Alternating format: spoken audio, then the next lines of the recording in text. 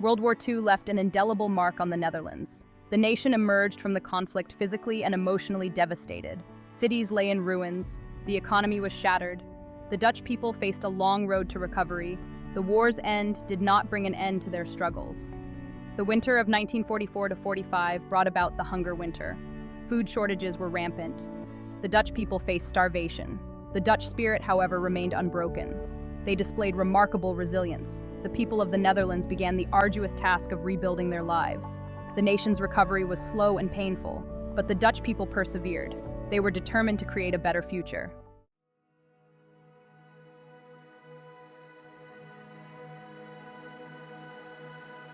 As the year 1944 drew to a close, the Netherlands, already reeling from the devastation of World War II, found itself in the grip of an unprecedented crisis, the Hunger Winter, or Hunger Winter. The Nazi occupation, coupled with a particularly harsh winter, had crippled the nation's food supply lines.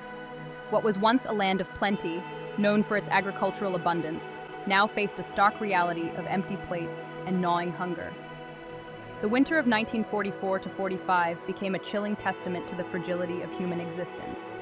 The Dutch people, known for their resilience and stoicism, were pushed to the brink of survival. The daily struggle to find even the most meager sustenance became a haunting reality. Stories of families surviving on meager rations of tulip bulbs and sugar beets became tragically commonplace. The collective memory of the Hunger Winter etched itself into the Dutch psyche. The once vibrant streets of Dutch cities and towns transformed into somber landscapes of hardship and despair. People, weakened by hunger and cold, could be seen queuing for hours, hoping for a meager ration of food. The sight of emaciated figures, their bodies ravaged by malnutrition, became a haunting reminder of the war's devastating toll. The scarcity of food led to a breakdown of social structures. Desperate times forced people to resort to desperate measures. Bartering, once a quaint practice, became a lifeline. Valuables were traded for a few potatoes or a loaf of bread. The black market thrived, offering glimpses of sustenance at exorbitant prices. They stand as a testament to the resilience of the human spirit in the face of unimaginable adversity. Hunger Winter was etched into the memories of survivors, serve as a chilling reminder of the human cost of war.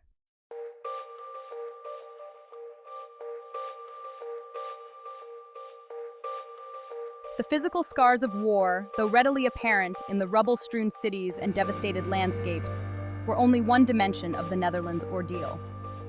The conflict's impact ran far deeper, leaving invisible wounds on the Dutch psyche that would take generations to heal. The trauma of occupation, the constant fear of air raids, and the loss of loved ones cast a long shadow over the nation. Families were torn apart, homes were reduced to rubble, and the sense of security that once defined Dutch society was shattered. The psychological toll of the war manifested in various ways.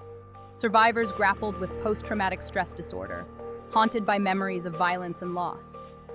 The collective sense of grief and uncertainty hung heavy in the air, coloring the nation's outlook. One of the most devastating events was the bombing of Rotterdam on May 14, 1940, which left the city center in ruins and resulted in nearly 900 deaths. The destruction of Rotterdam became a symbol of the war's brutality and the immense task of rebuilding that lay ahead. Key figures in the rebuilding process included the Dutch resistance fighters, who played a crucial role in liberating the country, and the Allied forces, particularly during Operation Market Garden in September 1944, which aimed to secure key bridges and hasten the end of the war. The post-war Reconstruction was spearheaded by the Dutch government, with significant aid from the Marshall Plan, which provided financial assistance to rebuild the economy and infrastructure. The efforts to restore the Netherlands were monumental, involving the reconstruction of homes, businesses, and public buildings. The resilience and determination of the Dutch people were evident as they worked tirelessly to rebuild their nation. New infrastructure projects were initiated, and cities were gradually restored, symbolizing a new beginning and a hopeful future for the Netherlands. International aid, spearheaded by organizations like the United Nations Relief and Rehabilitation Administration, provided a lifeline to the struggling nation. Shipments of food, medicine, and other essential supplies began to arrive, offering a glimmer of hope to the beleaguered population. While international assistance was crucial in addressing the immediate crisis, It was the indomitable spirit of the Dutch people that truly fueled the nation's recovery. With characteristic determination, they rolled up their sleeves and began the arduous task of rebuilding their lives and their nation. Fueled by a shared sense of purpose and a deep-seated belief in a brighter future, the Dutch people embarked on a collective journey of reconstruction. The ruins of war, though daunting, also presented an opportunity for renewal and the creation of a more just and equitable society.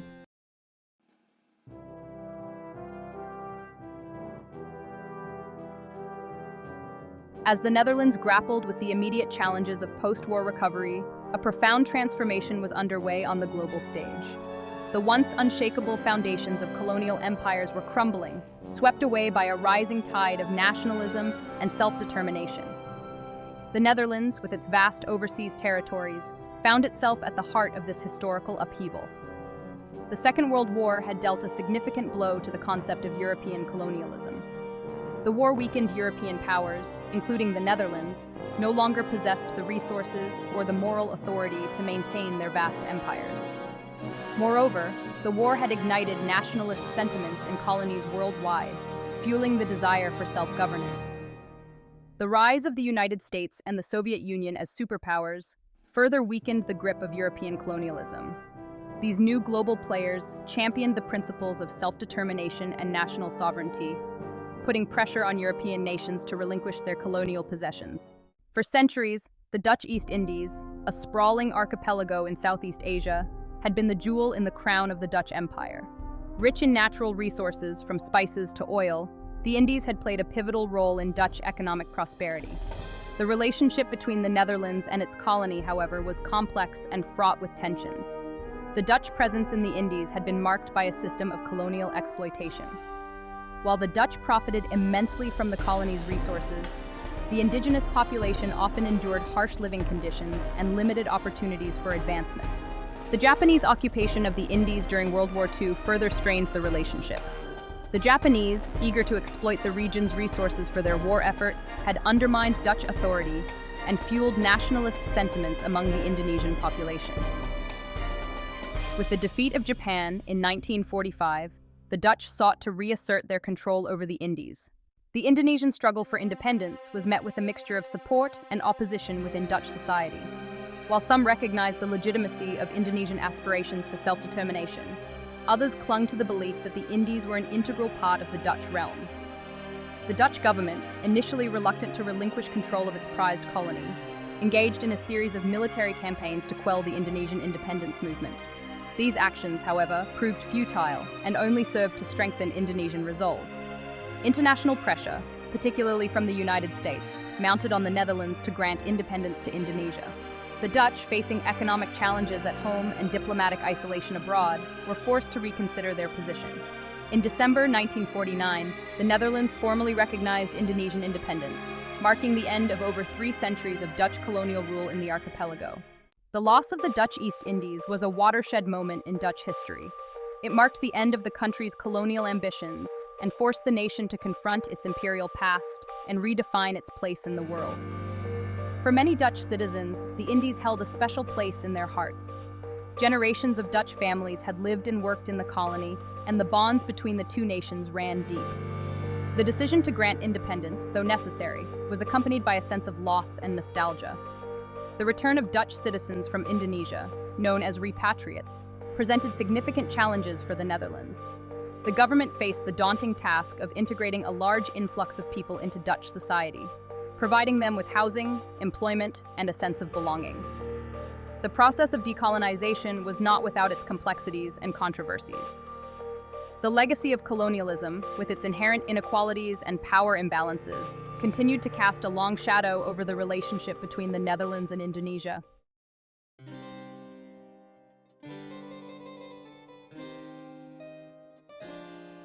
As the dust settled on the ruins of World War II, a profound shift began to take shape in the hearts and minds of Europeans. The war had left an indelible mark on the continent, with cities reduced to rubble and countless lives lost. The sheer scale of the destruction was a stark reminder of the horrors of conflict, and it became clear that something had to change. The people of Europe, weary from years of suffering, began to yearn for a new way forward, one that would ensure such devastation would never be repeated. The horrors they had witnessed, the unimaginable suffering they had endured, served as a stark reminder of the price of division, the futility of conflict. Families had been torn apart, entire communities decimated, and the very fabric of society had been stretched to its breaking point. The collective trauma of the war left an indelible mark on the psyche of the continent, and the people of Europe began to understand that unity was not just a lofty ideal, but a necessity for survival. The lessons of the past were clear. Division led to destruction, and only through cooperation could a brighter future be secured. A new vision for the future emerged, one rooted in unity, cooperation, and a shared determination to prevent such devastation from ever happening again. European leaders, recognizing the need for a radical shift in approach, began to lay the groundwork for a new era of collaboration. They understood that the only way to rebuild their shattered nations was to work together, to pool their resources and talents, and to forge a collective path forward. This vision of unity was not just about political alliances, but about creating a sense of shared purpose and mutual support that would transcend national boundaries. The seeds of this new Europe were sown in the ashes of war. As the continent began the arduous process of rebuilding, the spirit of cooperation took root. Cities that had been reduced to rubble were slowly but surely restored, and the people of Europe began to see the tangible benefits of working together. The Reconstruction efforts were a testament to the power of unity, as nations that had once been enemies now joined forces to create a better future for all. The foundations of a new Europe were being laid, one built on the principles of peace, stability, and shared prosperity. The Netherlands, its own history intertwined with the ebb and flow of European power struggles, embraced this vision with open arms. The Dutch people, known for their resilience and pragmatism, saw the potential for a united Europe to bring about lasting change. The Reconstruction efforts in the Netherlands were a microcosm of the broader European project, as the nation worked tirelessly to rebuild and recover from the ravages of war. The Dutch embraced the idea of European unity not just as a political necessity, but as a moral imperative, recognizing that their future was inextricably linked to the fate of the continent as a whole. They understood that by pooling their resources, by working together, they could forge a new path, one that led away from the abyss of war and towards a brighter, more prosperous future. The collaborative efforts of European nations in the post-war period laid the foundation for what would eventually become the European Union. This new era of cooperation was characterized by a commitment to peace, stability, and shared prosperity. The leaders of Europe, driven by the lessons of the past, were determined to create a future where conflict was a thing of the past, and where the nations of Europe could thrive together. The seeds of unity that were sown in the aftermath of World War II would grow into a powerful force for good, shaping the destiny of the continent for generations to come. The vision of a united Europe was not merely an idealistic dream, it was a pragmatic response to the challenges of the post-war world. The Netherlands, its own infrastructure devastated by war, understood that economic recovery would require a collective effort. The old ways, the ways of competition and protectionism, would no longer suffice. The Dutch embraced the concept of economic integration, recognizing that by breaking down barriers to trade, by creating a common market, they could unleash the potential of their economies and create new opportunities for growth and prosperity. The promise of shared prosperity, of a rising tide that lifted all boats, resonated deeply with the Dutch people. They had always been a nation of traders, of innovators, of people who understood the value of collaboration and the power of collective action. Now they saw an opportunity to apply these principles on a continental scale, to create a Europe where economic prosperity was not a zero-sum game, but a shared endeavor that benefited all. The Dutch people, with their long history of international engagement, their commitment to multilateralism, and their pragmatic approach to problem-solving, were natural bridge builders, well-suited to navigate the complexities of building a new Europe. Dutch diplomats and politicians were active participants in the key negotiations and conferences that shaped the post-war European order. They brought to the table a spirit of compromise, a willingness to listen to different perspectives, and a determination to find common ground. The Dutch were not afraid to champion bold ideas, to push for greater integration, to challenge the status quo.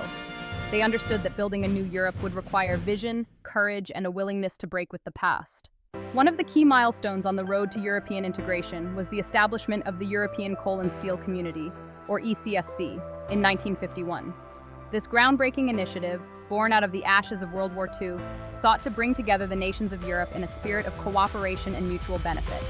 The ECSC was not just an economic arrangement, it was a bold experiment in political engineering, designed to bind the economies of Europe so closely together that war would become not only undesirable, but impossible. Spearheaded by French Foreign Minister Robert Schuman, whose vision for a united Europe was both ambitious and pragmatic. Schumann's plan, unveiled in a historic speech on May 9, 1950, proposed the creation of a supranational authority to oversee the coal and steel industries of Europe. This plan, known as the Schuman Plan, was revolutionary in its scope and intent. Aimed to pool the coal and steel resources of France, a country that had suffered immensely during the war, and Germany, which was in the process of rebuilding its shattered economy. By integrating these critical industries, the ECSC sought to create a web of interdependence that would make future conflicts between these nations unthinkable. Germany, Italy, Belgium, the Netherlands, and Luxembourg, under a common management structure. These 6 founding members recognized that their future prosperity and security were inextricably linked. They understood that by working together, they could achieve far more than they ever could alone, and Luxembourg under a common management structure. This innovative approach to governance was designed to ensure that no single nation could dominate the others, fostering a spirit of equality and mutual respect. The ECSC was more than just an economic agreement. It was a bold political statement, a declaration of intent that Europe would never again be torn apart by war. The signing ceremony, held in Paris on April 18, 1951, was a momentous occasion, attended by leaders from all 6 member states. It marked the beginning of a new era of cooperation and unity. The ECSC represented a new beginning, a chance to build a future based on trust and cooperation, rather than suspicion and rivalry. 2 countries that had been locked in a cycle of conflict for generations. The Netherlands, deeply aware of the dangers of Franco-German rivalry, strongly supported the ECSC.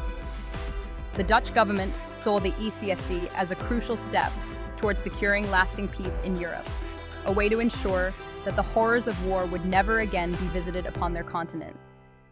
By placing the production of coal and steel, the lifeblood of modern industry and the essential ingredients of war, under a common management structure, the ECSC aimed to make war not only unthinkable but materially impossible. This innovative approach to governance was designed to ensure that no single nation could dominate the others, fostering a spirit of equality and mutual respect. The story of the Netherlands in the post-war era is a story of resilience, of hope, and above all, of transformation.